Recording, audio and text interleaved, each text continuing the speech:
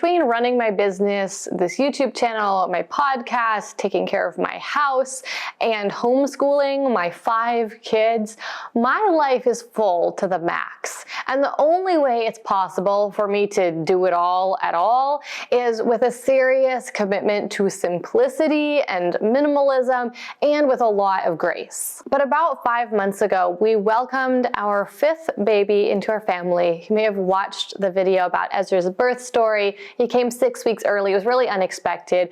But as you can imagine, bringing a baby into the mix, there's already such a mix, really kind of took things over the edge. And suddenly I felt like my life wasn't just full, it was overflowing, and not really in the most ideal way. So at this point, I feel like some things need to change. I need to figure out some ways to save some time in my schedule, some things to cut out, or else this just isn't going to keep working.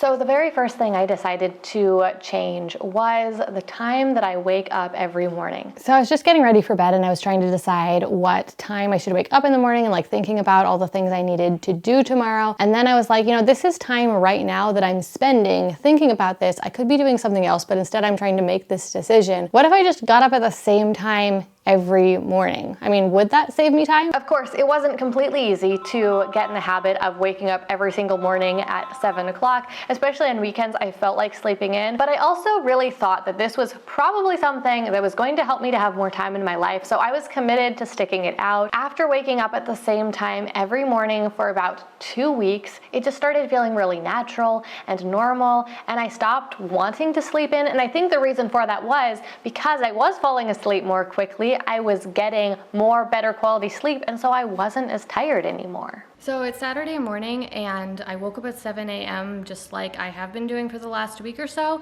and it is incredible how much I've already gotten done this morning. Like, I've already managed to do some journaling and read my Bible and even do some exercise, and those are things that I normally feel like I have a really hard time fitting in, but they're all done and it's not even 8 a.m. yet, and now I feel like I just have the whole day ahead of me to spend on anything I want. The next thing I decided to tackle was my workout routine.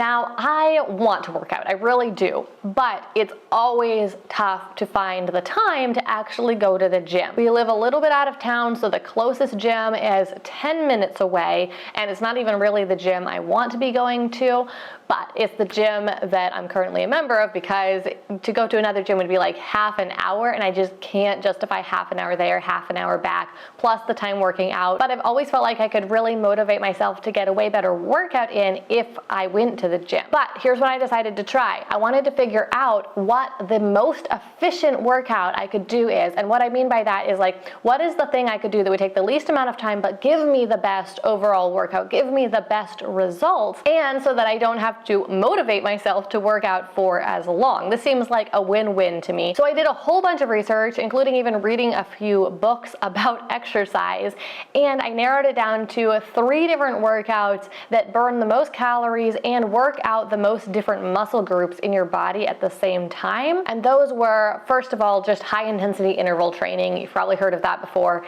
HIIT, that's gonna burn the most calories in the least amount of time by varying your heart rate.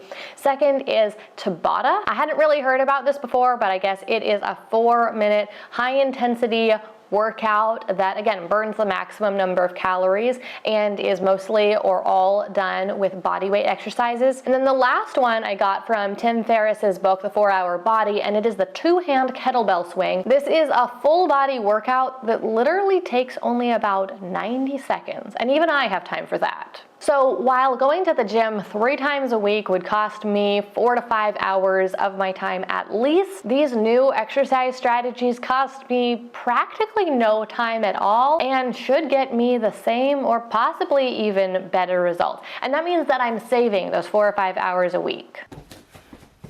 Okay, that was exhausting. Okay, so this next one's a doozy. I know you know it. I know you don't want to hear it, but I decided to delete Instagram from my phone. So this actually isn't the first time I've deleted Instagram. I've probably done it a couple times, but specifically I know about 1.5 years ago, I deleted it and I had it off my phone for about a year because I just felt like I was spending way too much time on it and it just was not healthy. And it was a really good change to have it off my phone. I immediately just felt like lighter and freer and it was so good. But then after Ezra was born and I was just spending all this time breastfeeding, I spent a lot of that time reading, but there was times when I was just too tired or it was late at night and I didn't feel like reading or I just read so much. So I put Instagram back on my phone for the last couple of months, and while it has been better than it used to be and I have not been wasting as much time and I haven't felt like I was as addicted to it at all, it still is costing me 3, 4, 5 hours a week that I could be spending on other things. I could be spending that time reading or reading my Bible or praying if I don't feel like reading or talking to my husband or even just relaxing, you know, and just being calm and quiet. I did it. I imagine that you're probably watching this video because you need to or want to save time yourself. And I know that for you, it might not be Instagram that's being a huge time waster. You know, maybe it's TikTok or YouTube or Facebook or something else like that. But comment below, let me know, what do you think your biggest time waster is? Now, this next one is one that I kind of don't want to admit, but I want to be real with you guys.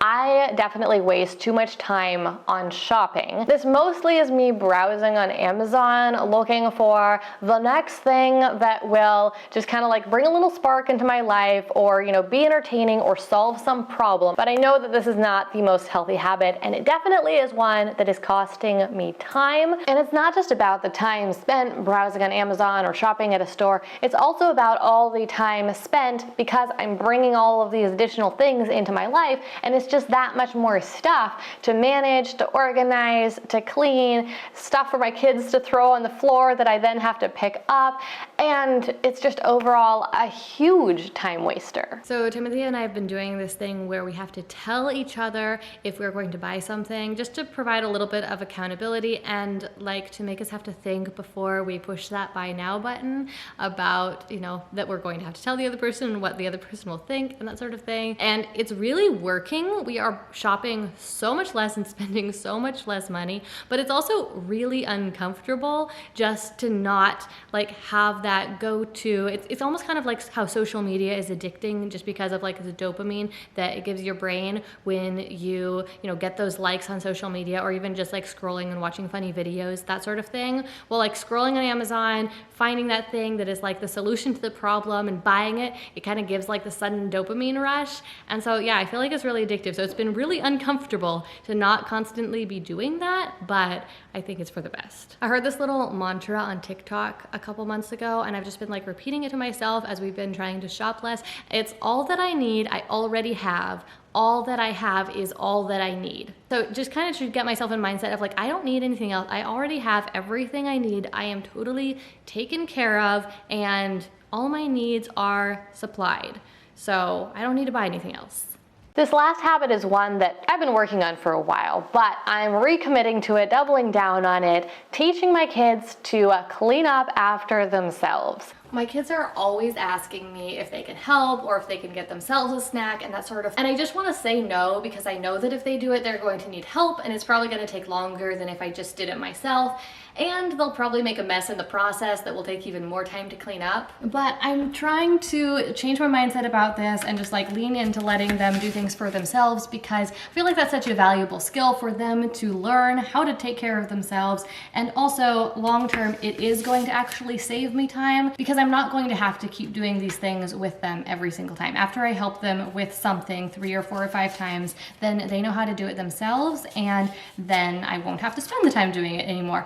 Also, they will make messes in the process and they'll get to learn how to clean up those messes, especially because they'll learn how to not make those messes as well since they have to clean them up. So I'm trying to let them do a whole lot more themselves and I think that it's both best for them long term and also saves me a lot of time. How much time will this save me? Well, I would say that I probably spend spend most of an hour a day taking care of and cleaning up after each child. And I have 5 kids, you know, maybe 25 hours a week that I spend on this sort of thing.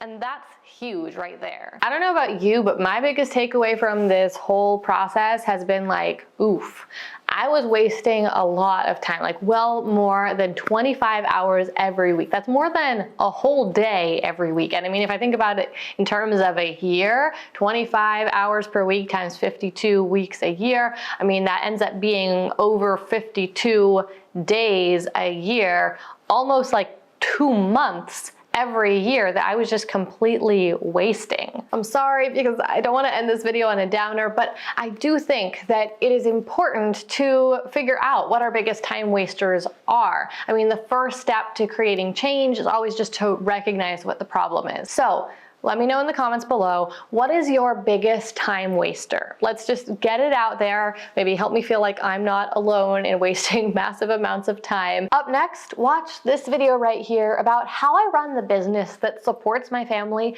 in just 4 hours a day. And for even more videos like this, make sure you subscribe.